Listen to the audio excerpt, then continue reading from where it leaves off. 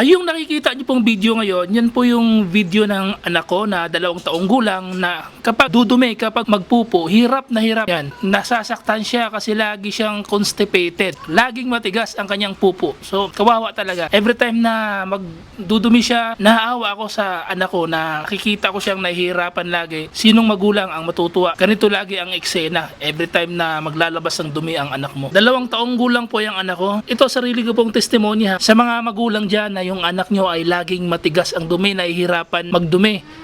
Nasusugatan na yung labasan ng dumi, yung puwet kasi laging matigas eh. Yung anak ko po, nang simula nung hindi pa gumamit itong Alka-Life ay ganyan po lagi yung nakikita nyo sa video. Hirap na umiiyak lagi, nasasaktan kasi sobrang tigas ng kanyang dumi. Hirap na hirap siyang i-push, umaabot ng 4 na araw bago niya mailabas ng tuluyan yung kanyang dumi. Pero simula po nung pinagamit ko siya nito, itong Alka-Life, yan, itong Alka-Life natin, naging normal na po ang kanyang pagdumi. Hindi na matigas, mas madali niya nang ilabas ngayon. Smooth na yung kanyang dumi. Hindi naman sa sobrang lambot yung dumi niya, tama lang, tamang tigas lang na kayang-kayang ilabas ng bata. So bakit nagiging ganon? Kasi yung kanyang tubig ay acidic. Yung ginagamit niyang mga distilled water at purified water, wala na kasing minerals yan eh. Kaya yan ay acidic. So masama po yan sa katawan. Kahit sa ating mga matatanda, masama yan. Kapag acidic po ang tubig, nagkukos po yan ng maraming mga komplikasyon sa ating katawan. Buwabagal yung pagkilos, yung pagtrabaho ng bituka na i-push yung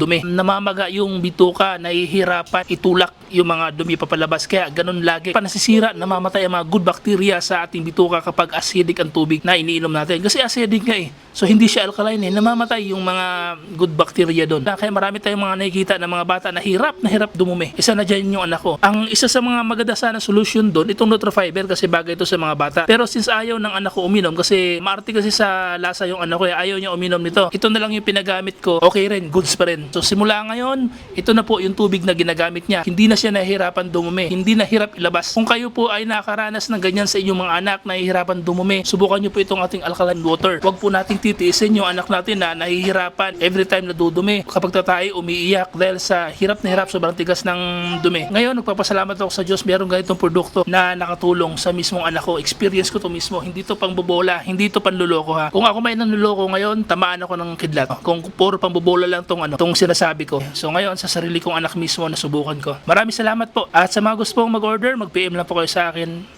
PM lang po. Tumawag lang po sa number na nandyan sa inyong screen. Maraming salamat.